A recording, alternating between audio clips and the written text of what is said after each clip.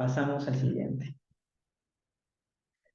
Bueno, hasta ahora ya hemos dicho cómo es este proceso, ¿no? Hemos dicho que hay una etapa de determinación que se supone ya ha sido absuelta, completada. Pasamos a la etapa de regularización. Dijimos que la etapa de regularización son las acciones que se deben tomar, ¿no? Entonces, por ejemplo, si verificamos que el predio quiere independizarse, quiere inmatricularse, nosotros debemos desde ya pensar en solicitar los partes notariales, principales, complementarios. Por ejemplo, si encontramos que no se precisó de manera correcta el área, debió haberse solicitado una aclaración respecto de eso, ¿no? Entonces, esa parte que contiene la aclaración o una posible renuncia de área también tiene que haberse solicitado para que juntos formen el título y vayan a sumar. Bien, ahora, esas son las gestiones legales en etapa de regularización, pero también existe un ajuste técnico en esta etapa, ¿no? Así, por ejemplo, si tenemos un predio de 200 metros cuadrados en el título, pero en la realidad física tenemos 220, ese título necesitamos recortar nuestra área, no necesariamente. Sí, y solo sí, estamos dentro de las tolerancias. Si estamos dentro de las tolerancias, que son márgenes que admite el registro, y a pesar de que no es exacto lo que hay en tu plano y lo que hay en tu título, te lo puede admitir, siempre y cuando te encuentres en estos márgenes permisibles, ¿no? De error de cálculo. Para quien no lo conoce, estos rangos de tolerancia están contenidos en una directiva, 01/2008. Ahora, ¿cuál es el criterio aquí cuando nosotros tenemos nuestro título y tenemos nuestros planos? Y al ver que discrepan, nosotros lo que debemos hacer es procurar una correspondencia entre lo que dice nuestro título y lo que dice nuestro plano. Así, si la diferencia es mucha, posiblemente deberíamos pensar en una renuncia de área o posiblemente ya no ir por la vía de una independización, una inmatriculación, sino de frente subsanar ese tema por una rectificación de áreas y linderos. Por supuesto, siempre está la salida de las tolerancias, pero cuando se exceda esa salida ya no estamos dentro de sus márgenes, debemos recurrir irremediablemente a este proceso, ¿no? Ahora, dijimos en un inicio que si bien nosotros cuando revisamos los documentos podemos tener un contrato privado, lo que nosotros debemos procurar es que el título que nos dan a nosotros esté contenido en un documento público. El documento público más conocido es la escritura pública, ¿no? Bueno, recordemos, el notario no es un funcionario público, es un particular que desempeña una función pública y por lo tanto los documentos que éste expide, de lo que éste da fe, se convierten en públicos, pero esto es por mandato de la ley. Ahora, estos documentos públicos no son los únicos, los partes notariales no son los únicos instrumentos públicos, sino que lo podemos encontrar también en los partes judiciales, ¿no? Después culminado una controversia en sede judicial, esa sentencia puede convertirse en un título inscribible para el registro. Lo mismo sucede con los documentos públicos administrativos, ¿no? Por ejemplo, el gobierno regional quiere independizar un predio de menor extensión, de un predio matriz, ¿qué tiene que hacer? Expedir una resolución administrativa, ¿no? Y ese será el título por el cual ingresará al registro. ¿Y esto por qué es así? Porque el reglamento general de los registros públicos así lo solicita y nos dice, ¿no? Los asientos registrales se extienden a instancia de los otorgantes del acto de derecho o de tercero interesado, en virtud del título que conste en instrumento público, es decir, que, salvo disposición en contrario, es decir, que la regla en el registro es que los documentos que accedan a él deban ser públicos. ¿Qué significa que sean públicos? Que sean expedidos por un funcionario público o también por un notario, que no es funcionario público, pero ejerce funciones públicas, ¿no? De dar fe de ciertos actos. Entonces, llegados a este punto, tenemos una escritura pública, un documento público, pero no es el único documento público que debemos presentar. También podemos presentar, o debemos presentar, los documentos de certificado catastral, o los documentos de certificado de información catastral, así se denomina. Pero la pregunta es clara, ¿no? ¿Qué es un documento catastral? ¿Quién lo expide? ¿Y qué es el catastro? Bueno, el catastro, de acuerdo con la ley 28294, es un inventario físico de los predios. Es una base de información de la realidad y los valores matemáticos de un predio.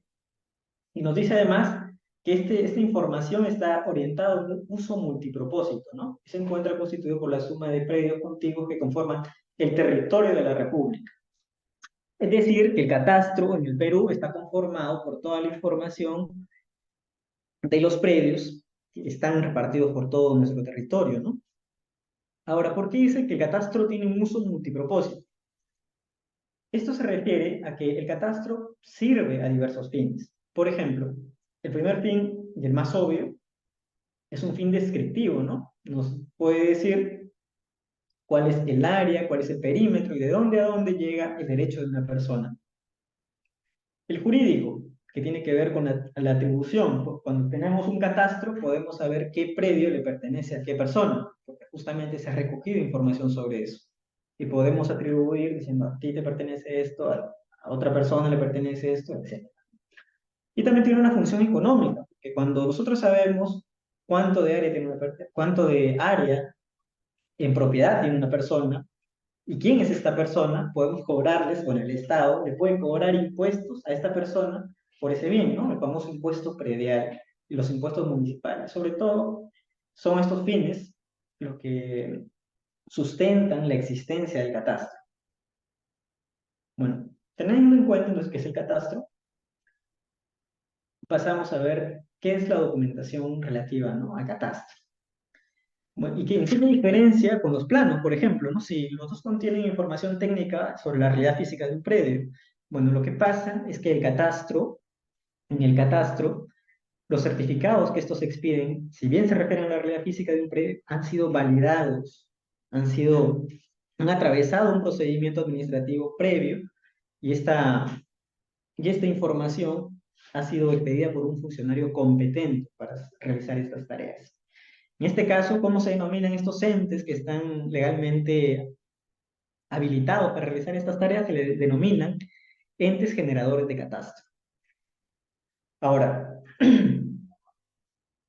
bueno, más adelante pasaremos a ver quiénes son los entes generadores de catastro. Pero bueno, en dicha documentación podemos ver que no siempre nuestro predio está catastrado. Puede ser que dentro de una determinada circunscripción aún el proceso de catastro no se haya terminado o ni siquiera se haya empezado. Entonces, no me van a expedir un certificado de información catastral sobre algo que no existe. Lo que me emitirán es un certificado negativo de catastro. ¿Eso qué quiere decir? Que sobre esta zona no se ha hecho o no se ha levantado información técnica alguna.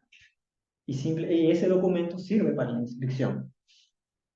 Ahora, dependiendo de la condición del predio, también tendremos que recurrir a una u otra entidad. Dijimos, quienes están autorizados para expedir estos documentos son las entidades generadoras de catastro.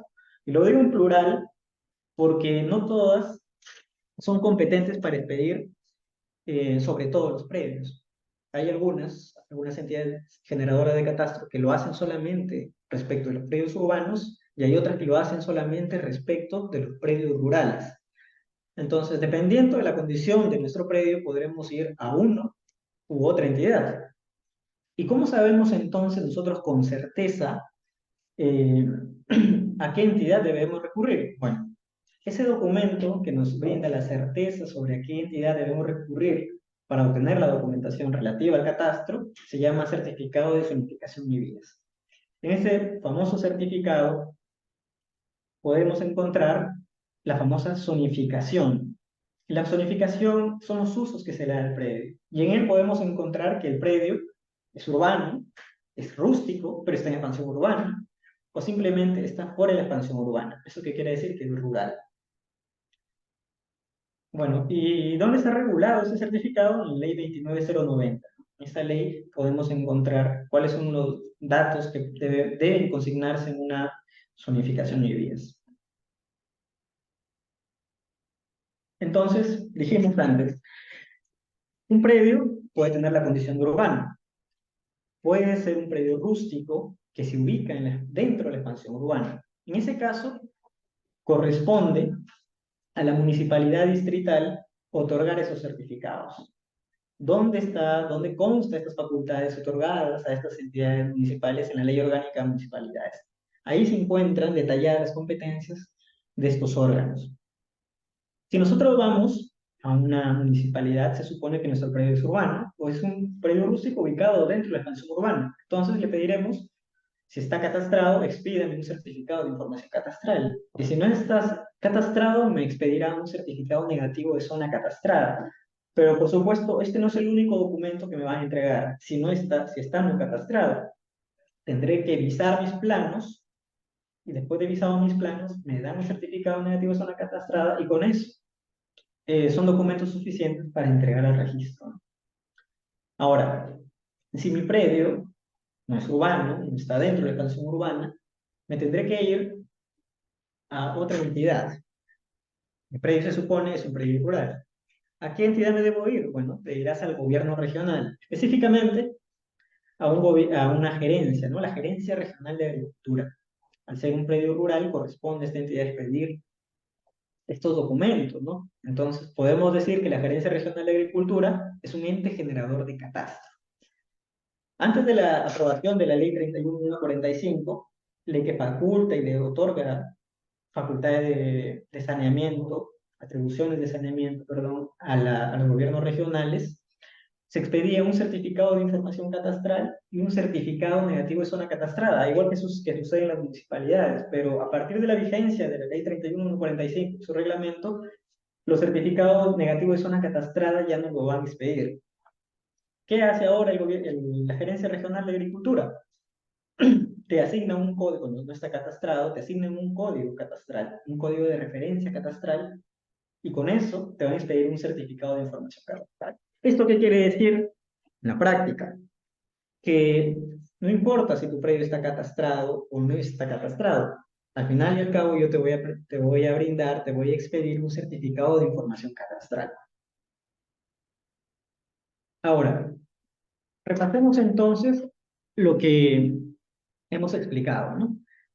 El saneamiento consiste, hemos dicho, en determinar el estado de un bien y después proponer soluciones a su problema, ¿no? Entonces, primero debemos revisar la documentación, como se podrá apreciar en la diapositiva, y, por ejemplo, si tenemos solamente un documento privado, vamos a procurar que se nos otorgue un documento público, se nos otorgue una escritura pública, se nos expida la resolución que nos otorga propiedad, se expida la resolución judicial que nos diga que somos propietarios, ¿no? Entonces, si está en privado, solamente tenemos que esperar al documento público.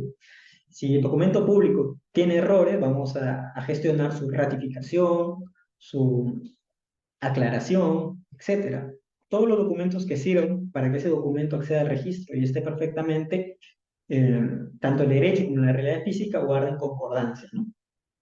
Entonces, hemos subsanado el tema de los documentos, pasemos entonces a la verificación de la realidad física del bien. Aquí pueden ejecutarse, como hemos dicho, ajustes técnicos, ¿no? Si yo tengo 200 metros cuadrados, pero en la realidad física tengo más, lo que puedo hacer yo es renunciar a una área y inscribir solamente esa área, o lo que puedo hacer es armar un expediente para la precisión adquisitiva de dominio sobre todo el área, o proceder a una rectificación de áreas y linderos, etcétera, o proceder a que, en base a la aclaración que me pudieron haber hecho antes, ajustar mis áreas, ¿no? Pero todo eso siempre tiene que estar, todos esos actos de ajustes técnicos en los planos siempre tienen que estar concordados con los títulos que yo tengo. De lo contrario, y es muy frecuente cuando los casos llegan al estudio, por ejemplo, de que las personas presentan ya sus documentos públicos, todos correctos, pero sus planos no guardan concordancia, entonces es imposible que el registro te reciba, ¿no? Y procede a inscribir ese título cuando hay estas discrepancias. Ahora, bueno, una vez que ya tenemos nuestros documentos públicos perfectamente ajustados, también tenemos la documentación técnica también revisada y concordada con esos documentos, pasamos a obtener lo que hemos dicho, los certificados catastrales, ¿no? Dependiendo si está zonificado o no, está con zonificación urbana o es rural, iremos a una u otra entidad, ¿no? Municipalidades distritales, o si no, Gerencia Regional de Agricultura. Ahora, me olvidaba de una cosa. Respecto al certificado de zonificación y vías, este es un certificado que solamente te puede expedir la municipalidad provincial. Eh, He podido observar algunos casos en los que la municipalidad distrital es quien te expide estos documentos, pero no es así. La municipalidad distrital puede expedirte otro documento, como puede ser un certificado de parámetros urbanísticos, pero no te puede expedir un certificado de zonificación y vías porque no es de su competencia. Bueno, dicho esto, entonces, teniendo nuestra documentación saneada en el aspecto del derecho, aspecto técnico, obteniendo nuestros certificados registrales, perdón, catastrales, una vez reunidos estos elementos ya podemos acceder al registro. Y eso sería el camino principal o mínimo, las cuestiones mínimas que debemos tener en cuenta si es que queremos sanear nuestro predio. Bueno, eso sería todo por hoy. Muchas gracias.